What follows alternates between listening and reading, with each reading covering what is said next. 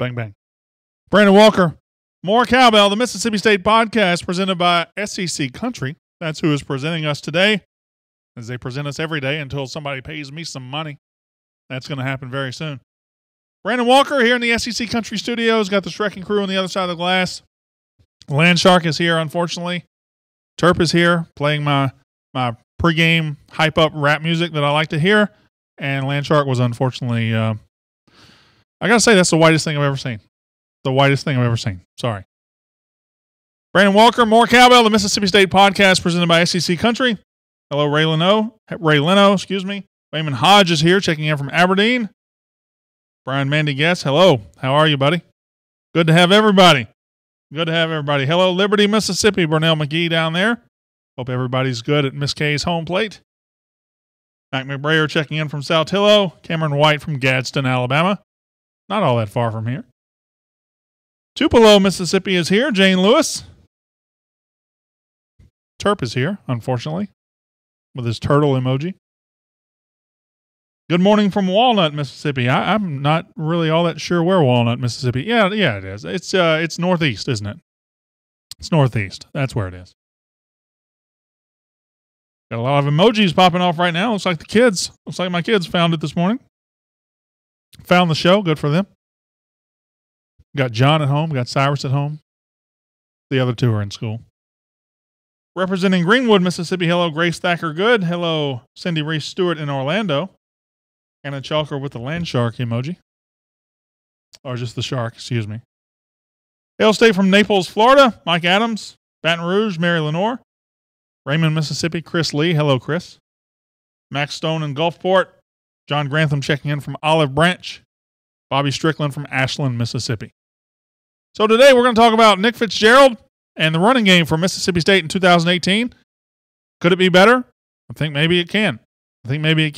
Nick Fitzgerald went to Twitter yesterday and tweeted out a picture or a video of him running for the first time since he had his injury. And we'll talk about that. Aloha from Hernando, Mississippi. J. Heath Hopkins, Senatobia, Kyle Moncrief, Kenny Manning in Greenville. Oh, Kenny couldn't think of one today, huh? Couldn't think of one. Hail State from Houston, Mississippi. Warwick, Georgia. Not really sure where that is, Buddy Harris. So let me show you guys something. I don't know who sent this to me. This came to SEC Country today. I got it in an envelope. It had no return address on it. It had no name on it. I don't know who sent it to me. I just know it was sent to me and it came here. And it is this. A Mississippi State bow tie. So I believe I've been wearing a tie recently. And somebody said, hey, you should wear a bow tie. And now I own a Mississippi State bow tie that somebody sent to me to this to the studio here. So thank you, whoever did it. You decided to remain anonymous. I appreciate it. I'm a sucker for anybody that sends me gifts. You can send me anything you'd like, short of any Ole Miss stuff. But yeah, I will. I have never in my entire life worn a bow tie. Not even when I was a kid, because I just not really something I've ever thought about doing. However, since it was sent to me, wait, is that a bow tie or is that a hair bow? Is that a bow tie or a hair bow? That's a bow tie, right? Yeah, okay. All right. Yeah. So we'll just affix this up here somewhere and let this. I'll just hold it. But anyway, got me a bow tie. So I have never worn one. Never thought I would wear one, but I will wear it next week at some point, probably on Tuesday, which is Ty's Day here in the office. I will wear it on Tuesday. Terps Day. No, not Terps Day, Ty's Day. I have clearly told you that. Wouldn't it make sense for Terps Day to be Thursday? Because it kind of rhymes a little bit. Terps Day, Thursday. Well, same with Tuesday, with end of the day. Yeah, because Tuesday and Terps Day rhyme so well. It does. Terps Tuesdays. Hey, remember how... Terps Tuesday sounds better than Terps Thursdays. I don't think so. Good morning from Sulligent, Lynn Rhodes Gilmer. Somebody said Dax sent it. Remember what? Wear that and you'll look like the kid from Problem Child was exposed to gamma rays. Kenny Manning. That's not nice at all. Not nice. Hail State from Ackerman, hate bow ties. Well, Kay, I'm sorry. I didn't ask for it, but I got it and I'm going to wear it. So, I mean, let's be honest. I'll probably look dashingly handsome in it. Because that's just what I am. That's who I am. I'm Brandon Walker, for God's sake. All right, we're going to talk about football, basketball, football again, and then we'll do a 2-minute drill. Did I forget to do a fifth question? No, I got it. I got 5 questions. Good. I got 5 questions for the 2-minute drill, and we'll have a good show today. Terp, are you ready? Yes. Let's do it. Excited.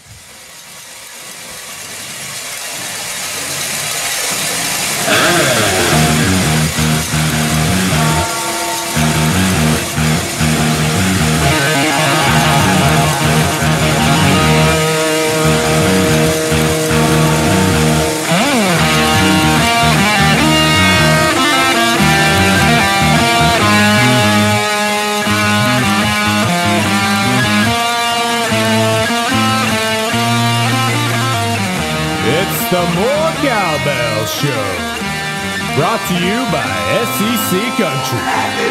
And now, your host of the More Cowbell Show, Brandon Walker.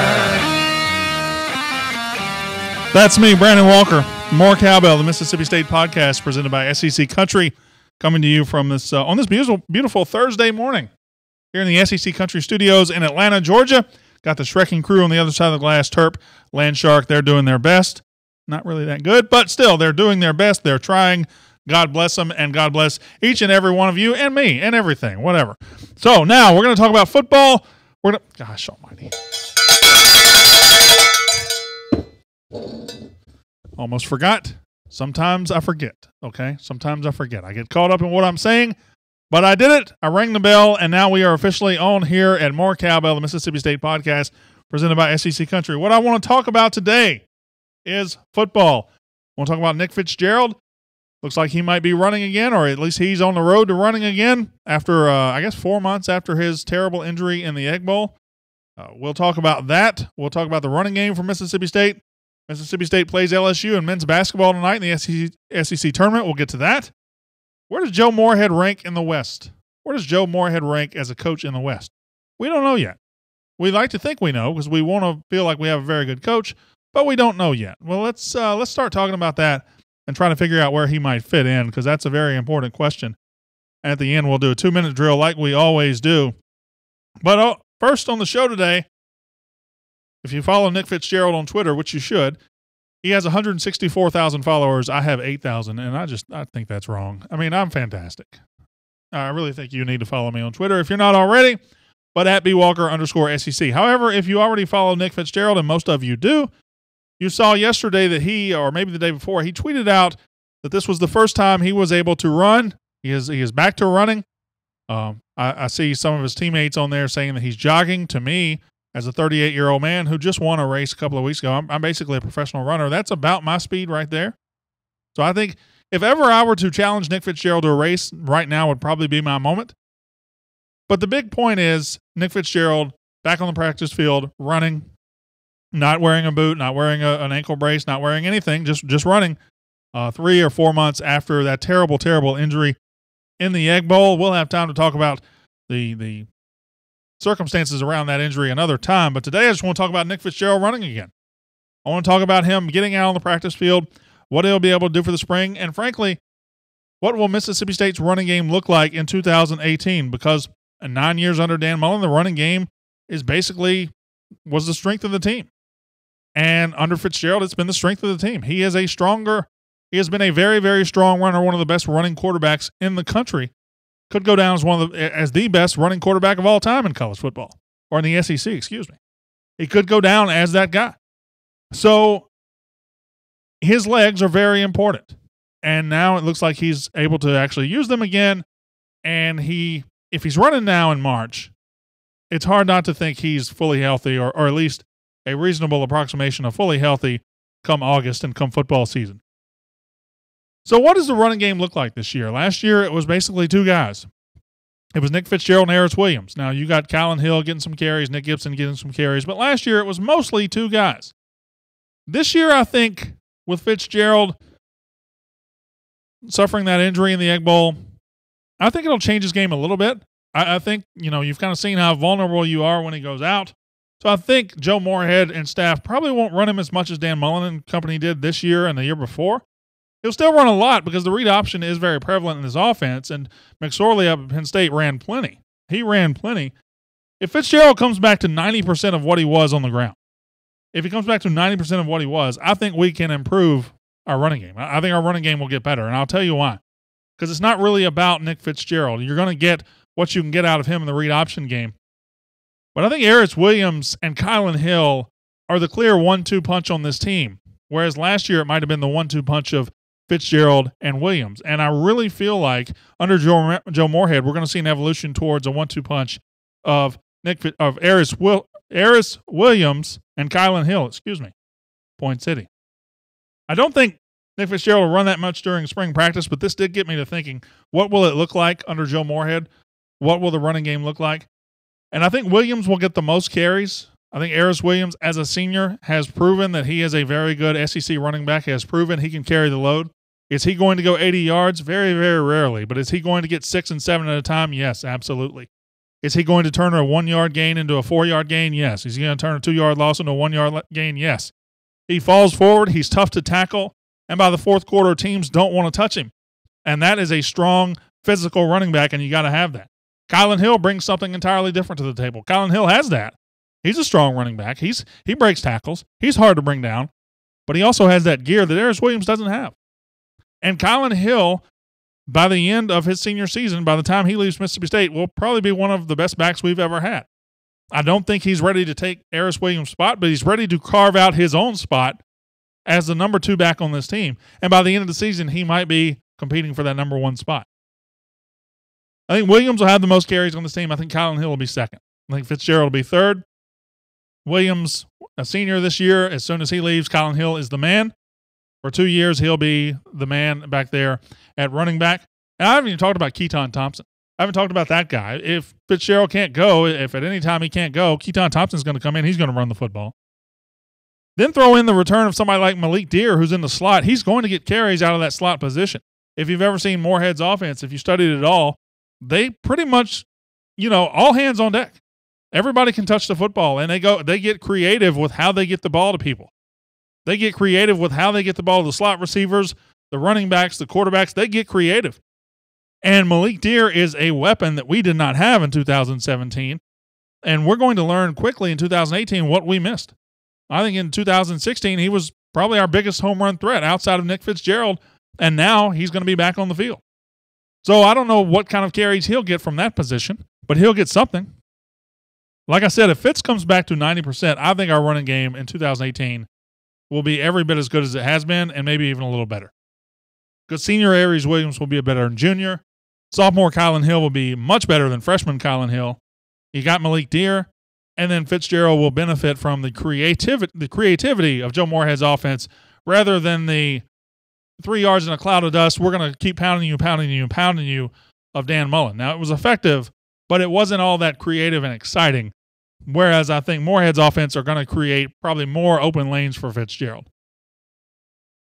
Men's basketball is in the SEC tournament in St. Louis. They are playing LSU tonight. What does Las Vegas know? What does Vegas know that we don't know?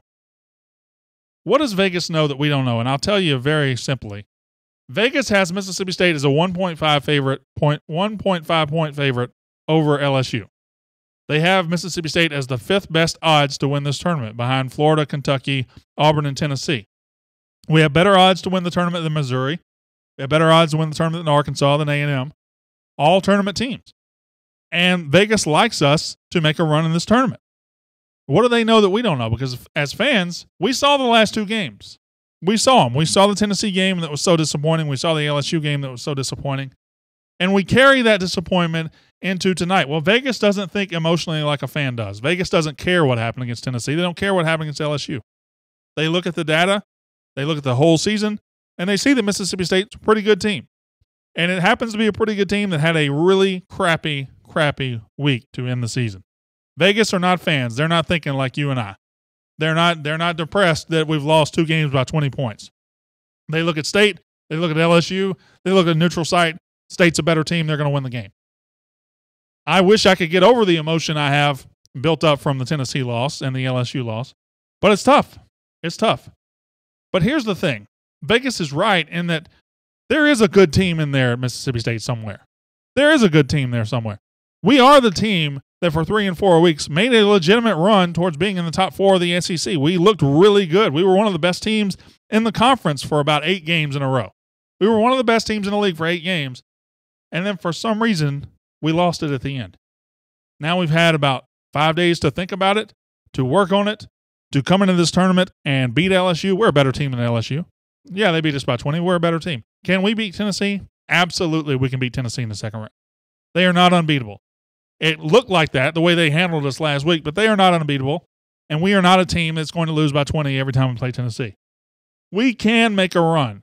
In my heart of hearts, do I see it happening? Not really, but it's there somewhere. If Ben Howland can find it, now's the time. And I don't think there are people on my Facebook Live yesterday that says, hey, do you think if we get to the SEC Tournament Championship game, are we in? I don't think so. I don't think we would be in at that point. What are we, 21-10? That would put us at 24-10. And then you lose, if you lost the SEC title game, you're 24-11. I don't think that gets you in. I think you have to win the tournament to get in, but I'd still like to find out. I'd like to make that run to the tournament championship game to see. And if we got to the championship game, I think we could win it. We can beat any team in this league, and any team in this league can beat us. It's one heck of a league right now. Joe Moorhead is the new head coach at Mississippi State University. He's a football coach. If you haven't heard, it's been in all the papers. I don't know the answer to the question I'm about to ask. Where does Joe Moorhead rank in the SEC West? Where does Joe Moorhead rank among coaches in the SEC West? I don't know the answer, and nobody knows the answer. Yet we like to think we've got a very good coach, and we want to think we have a very good coach for the future. And it very well may be true, but we don't know yet. It hasn't been proven. He will have his chance to prove it on the field. I feel like he's going to be a good coach, but where does he rank in the West? And that's your direct competition to get to Atlanta, to make something of yourself in the SEC. There are some knowns and some unknowns in this conference. Let's start with the two unknowns. Chad Morris at Arkansas and Joe Moorhead at Mississippi State are unknowns in this conference. You don't know what you're going to get. Early returns are good on both of them. Chad Morris, early returns are good over in Arkansas. That's a weird place and a weird culture to win. If you can do it, you're a really good coach. Mississippi State has everything in place to win right now. Joe Moorhead has taken that ship. If he can win this year, he can prove that he's a pretty good coach. What are the knowns in this conference? I think there are 5 knowns in this conference. 2 on one side, 3 on the other. The knowns in this conference in the SEC West, it is known that the 2 worst coaches in the SEC West, regardless of how Morris and Moorhead are Matt Luke at Ole Miss and Ed Orgeron at LSU. Ed Orgeron is a failed head coach. He's failed every time he's been given an opportunity, and he's in the midst of failing at LSU, and he's going to fail. And people just ignore it. People just ignore it. The people that hired at LSU ignored it. The people that cover LSU ignore it. Ed Orgeron is going to fail at LSU. I don't know why people don't talk about this more often.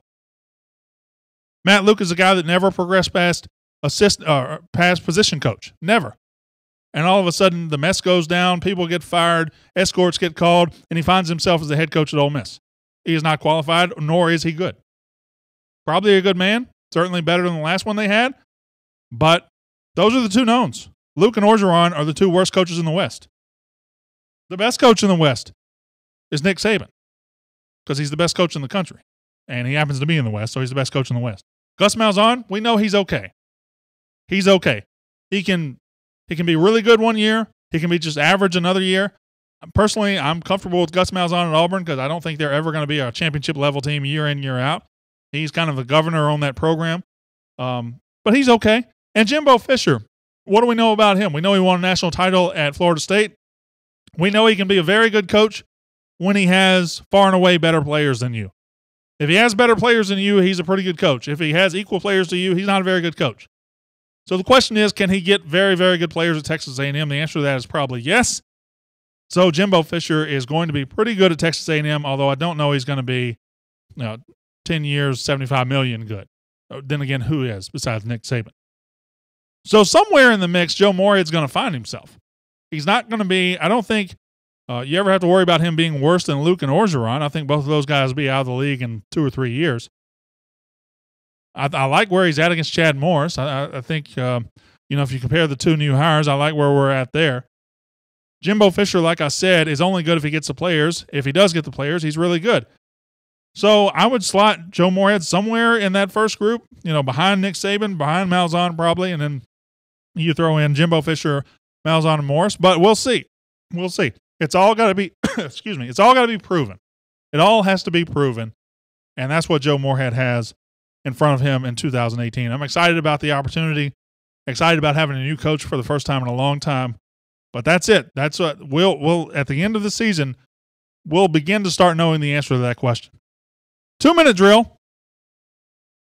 Here's a good question, starting kind of piggybacking on what we just said.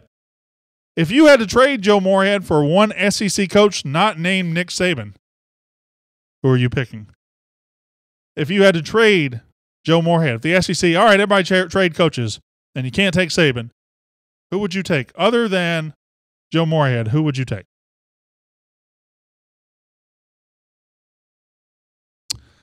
I think it's there's a couple of answers here. I think I know who's going to win this one. Derek Whitford says Kirby Smart. Kevin Ernest says Hugh Freeze. All right, Kevin, you're done. Can we block Kevin Ernest? That should be it for him. Jimbo Fisher, Kirby Smart. Jimbo. Really, Jimbo. Smart again. Jimbo. 3 Smarts and 3 Jimbos. Kirby. I guess the answer is Kirby. There's another Fisher. It's all Kirby and Jimbo. That's odd. Although, you know what? There really aren't that many great coaches in the SEC once you take Nick Saban out. And it's not like you're going to take the Florida guy, right? I mean, the Florida guy kind of took himself out of the equation. Not a lot of choices here. I guess Kirby's probably the right answer. Although I'm not sure he's that great of a coach. He's a heck of a talent accumulator, but I don't know. Saban worked him in the second half of that national title game. I mean, he worked him. But we'll see. We'll see. He's only in his second year as a head coach, so he could end up being Nick Saban down the line. So Kirby Smart wins that one. Number 2, what's the worst place you've ever vacationed? Terp, you can come in on that. What's the worst place you've ever vacationed? Landshark, you're going to say Oxford? Yeah, that goes without saying. What's the worst place you've ever vacationed? Somebody says Butch Jones. I think that's the answer to the previous question. Unless you vacationed in Butch Jones, which sounds... Wayman Hodge says Maryland. Branson. Tim Lee says Branson, Missouri. Jeff says Warren, Ohio. Why did you go to Warren, Ohio? What's in Warren, Ohio? Yeah, Branson seems like it would be bad. I've never been to Branson. But Missouri, something about Missouri. Oxford, Mississippi. Rolling Fork, Mississippi. All right, what is happening? Who's taking vacations in Rolling Fork? Crossville, Tennessee. I had one trip to Panama City that was worse than my other experiences. I don't. Kevin Ernest says deep sea fishing with Jim McElwain. That's pretty good. What's your worst vacay? I don't know. I didn't think of an answer to that question. Mine's got to be Brussels, Belgium is okay. You didn't like it? Nah, beer was good, but other than that, not much to do. Look at Moneybags over here going to Europe. Morgantown, West Virginia, and we lost the football game too. Shannon Davis says Los Angeles. And number 3, what is the best ice cream treat? Could be a banana split, could be an ice cream sundae. If we just finished off a big meal, and I say, let's go get some ice cream or an ice cream treat, what are you going with? What's your favorite? These include popsicles? Yeah. Just a cold treat. Good. I'm going to go with the Minute Maid frozen lemonade. The thing you get at school? No. You get them at like ballparks. Oh. I like that. I like ice cream sandwiches.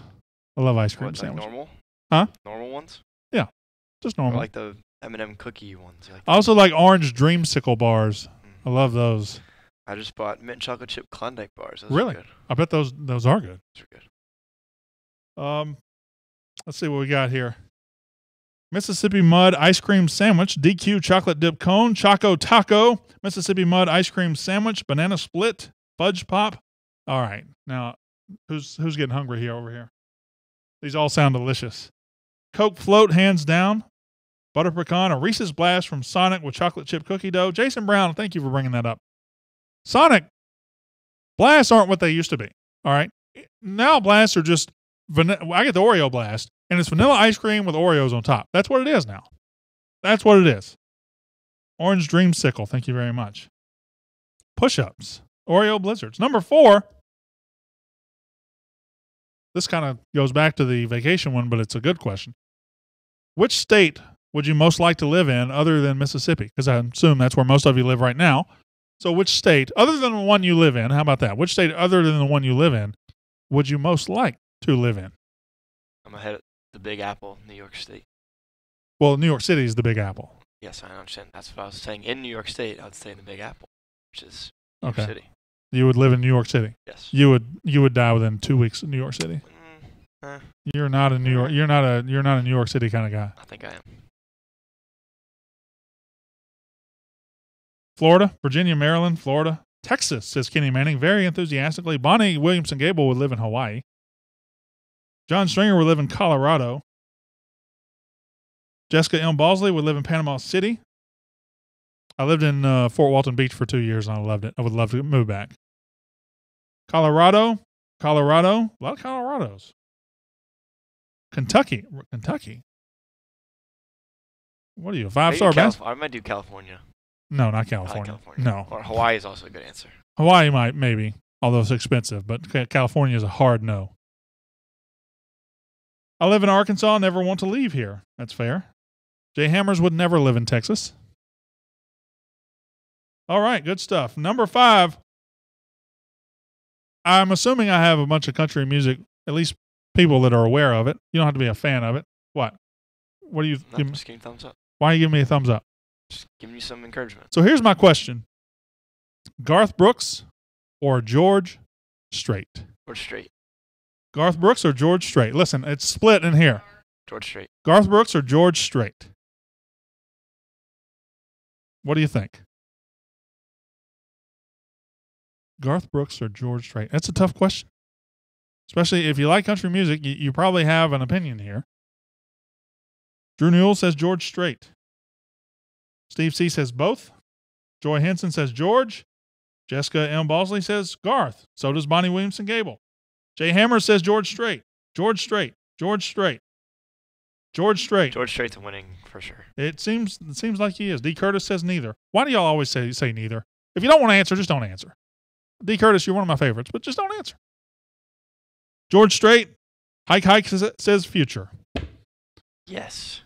I like that hike. Old Garth, not new Garth. Somebody says Dixie Chicks. Kevin, you just like to play around, don't you? George Strait. Danny Pinter says George Strait is the better vocalist. Garth is the better entertainer. So, yeah. If I had to go to a desert island and I could take the catalog of one of those two guys, I'm probably taking Garth Brooks. But I love George Strait. But just Garth Brooks has songs that get you pumped up. He has songs that make you cry. He has songs that make you depressed. He has songs that make you laugh, that get you smiling, that make you think about bubblegum and happy things. George Strait just pretty much has a couple of the same songs. I love George Strait, but there's just not a whole lot of variety there. George, everybody else likes George. That's fine. Everybody likes George, and you can't go wrong. Still fantastic. But give me Garth Brooks. Give me that. All right, that's a good place to stop on the podcast today. My name is Brandon Walker. I want to thank you for listening. We'll be back on Monday with the podcast after a hopeful Mississippi State victory in the SEC tournament. Probably not going to, but we'll see. We'll have fun. My name is Brandon Walker. You've been listening to More Cowbell, a Mississippi State podcast presented by SEC Country. I just you'd be wrong. Nobody has more hits than George Strait. Yeah, George Strait's been around 40 years. He has more hits. But if I took the top 10 Garth Brooks songs and the top 10 George Strait songs, the top 10 Garth Brooks song kicks the other list butt. I mean, just Just destroys it. But if you want to go, top 50 songs, maybe George Strait might win that one. Pre-political Garth was the best. I don't care about their political views. I don't care. I want musicians to sing. When they start talking politics, I tune them out. That's like the Dixie Chicks. I love the Dixie Chicks. I don't care that they're crazy and stupid. Just like their music. That's the dumbest thing you have ever said. That's not true. I've said plenty of dumber things than that. Do you think Nick could be drafted by the NFL? He could be. Certainly. Certainly could be. He's got to make some improvements. And I think he's got a good offense to do that in. Danny E. Pinter says, hey, Brandon, thanks for the acknowledgement. Just an FYI, my last name is pronounced Pinter. Thank you, Danny E. Pinter. I appreciate that. Sorry, I'll fix it next time. Garth Brooks flipped out and went to Chris Gaines. Enough said. That happened like 20 years ago. What about Rowdy Jordan? First of all, Rowdy Jordan might be my favorite name to come down the pipe in a long, long time. Rowdy Jordan, the baseball player, is just a fantastic name. I believe he hit a grand slam. Hold on, I got to get to this. Two things. Thomas Loftus says, hey, currently in Cartersville, Georgia for work. What's a good lunch spot? Okay, Thomas. What do you want? Do you want some seafood? Do you want some burgers? Do you want some wings? Let me know what you want. We'll work on that. Don't get seafood down here. John Grantham says, I bet Andy sent you that bow tie since he doesn't need it anymore. That's hilarious. I would like, if Andy would send me all of his gear. That's what I want to do. I want to follow around fired coaches or quitting coaches and just get all their gear. Where's my gear? You don't need any. I didn't forget about our I'm hungry. deal. What's for lunch? Hike says, how do we lose a commit from Forrest? I don't know. It's March. I don't care about decommitments or commitments right now. I just don't. It's all for show at this point. Central Park Garth was awesome, swinging from a rope and everything. Beast. Wear your bow tie and black pants. You could be a Chippendales dude. That doesn't sound like a good idea at all. Did not plan on stripping on the show. I'm not ruling it out. I'm just saying I'm not planning on it. If you can't see the ocean, don't order the seafood. Says Danny E. Pinter. He was a 4-star, Brandon. I don't care. I don't care if he's a 4. I don't care if he's a 9-star. It's March. He's probably going to commit and decommit 7 times between now and December. It is March. Don't worry about it. No seafood. What are the reviews on Scott's Barbecue? Scott's, very good. Scott's is pretty good. Not great. Not great. It's if you want to go to Scott's, get a pulled pork sandwich. It's pretty good. The sauce is fantastic. The Carolina barbecue sauce. You'll enjoy that. The Appalachian Grill downtown is really good. Sweet Market. Sweet Market right by the railroad track downtown. Probably your best bet. Probably the best lunch spot in town. Sweet Market. Somebody says, grow your hair out. No, I can't grow my hair out. I don't like long hair. I don't like facial hair. I don't like hair. So this is as long as it gets. James King says, I hate everything. I don't know what I can do for you there, James. I hope everything works out. Speaking of barbecue sauce, are the girls headed to Kansas City? What a segue that was, Jared Mansour. I think so. I think so. I think they're still going to be a number 1 seed headed to Kansas City. Hopefully we don't get Spokane and go up there and play Oregon. Hopefully we're a number 1 seed in Kansas City or Lexington, either one. But I think that's what we'll do. You are now officially my favorite podcast host, says Danny E. Pinter. Thank you. I don't know why I wasn't already, though. That's a problem for me. I Hate Everything is a George Strait song. Oh, yeah, my bad. Sorry. You know what my favorite George Strait song is? It's I Can Still Make Cheyenne. I Can Still Make Cheyenne. That is my favorite George Strait song. MSU baseball score? What? They won? They won. I agree with Dylan. Hair is a little too short. What is happening right now? Why are you guys doing this? Wade Glass says, have you been to the KFC in Marietta where the building looks like a big chicken? I have. I've been to the Big Chicken. It's kind of close to where I live. It's not far at all from, you turn up 75 and it's about 3 miles up. Mm-hmm. I've been there a couple times. Love the Big Chicken. I went there when I was young. Next Really? to the Whitewater. Six Flags Water Park's right there. You know, I know what it is. All right. It's March, but I'm ready for some MSU football. I am too. Grady Wilson Lynch says, is it Friday yet? Well, we don't have a show on Friday, so I'm here, so that's a no. I didn't even listen to the baseball game last night. I got home. I got a migraine headache about 6 o'clock last night and left work early. It took me 2 hours to get home. Went straight to bed at 8 o'clock and didn't wake up till 9 o'clock this morning. Fantastic. 13 hours of sleep. Brian Haydad is the best MSU podcaster. What? What'd you say? What'd you say, James King? Huh? Huh? That is false. That is fake news. Brian Haydad is absolutely not the best MSU podcaster. Steve Robertson is.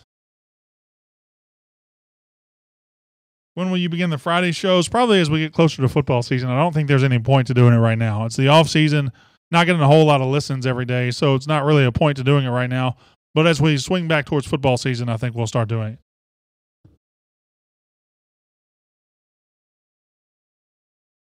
James King misspelled largest. I'm not. That's not a nice joke.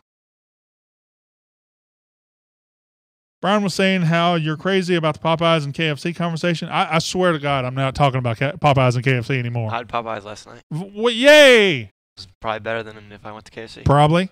Mm-hmm. What happened to Steve coming on Thursdays? Well, I don't know. I forgot today. We talked recruiting on Monday, so I didn't want to have Steve on today. If we lose tonight, are we on the NIT bubble? I don't think so. I think we're pretty safely in the NIT. Projected as a number 2 seed. Yeah, we're in the NIT. I don't think we're on the NIT bubble. We are in that tournament. Who is Brian Haydad? He's a guy that hosts a far less successful podcast than I. On what? Dog Sports Radio or something? I don't know. Something. Thank goodness I'm lost on Friday, says Stacy Stevenson. Stacy Stevenson. I love alliterative names. Stacy Stevenson. That's so fun to say. What we might do instead of in the football season, instead of Monday through Friday, we might do Sunday through Thursday, the day after a game. We might do a podcast on Sunday afternoon. I see you looking at me like that. Hopefully, we'll probably have more producers by then, so you won't have to worry about it. Look at you getting all depressed over there. Skirt. What?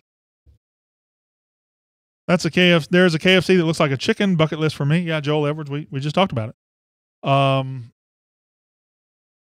Christopher Smith says, is Landshark single?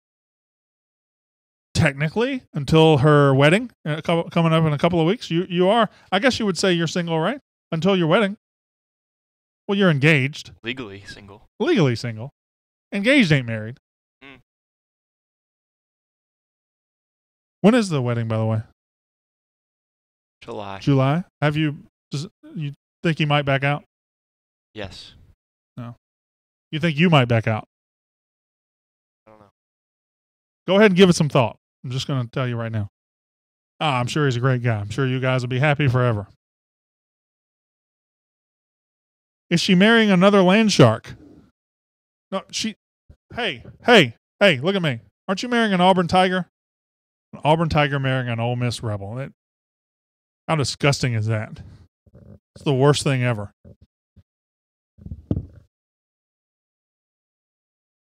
Are you invited to the wedding? No, I am not. And even if I was, I wouldn't go. Weddings are stupid. Weddings are stupid, though. I mean, getting married isn't stupid, but weddings are stupid. No. Oh, the ceremony is. The ceremony is spending all that money on something that's going to last 5 minutes. It's stupid. It's stupid. It's a racket is what it is. You go for the reception. Somebody makes a lot of money telling people that the wedding should be huge. And then they sell them $4,000 catering and $2,000 cakes. Cake shouldn't cost $2,000. It's a cake. All right, you can go buy one at Publix. Wedding cake, though. Once in a lifetime cake. Brandon loves your show. Thank you, Shirley. Is Landshark hot? Well, the air conditioner's working today, so I don't think so. I think she's okay. I think she's comfortable. It was really hot yesterday. It was hot. They were both hot yesterday. Yeah. Turf's hot every day, but. Is Landshark hot? Oh, it's the same question I just asked. What did you say, Landshark, to that question? Thumbs up? That's why you get married in Jamaica and honeymoon all at the same time, says Joy Henson Soul. Good thinking right there. I like that thought process from Joy. I like where your head's at.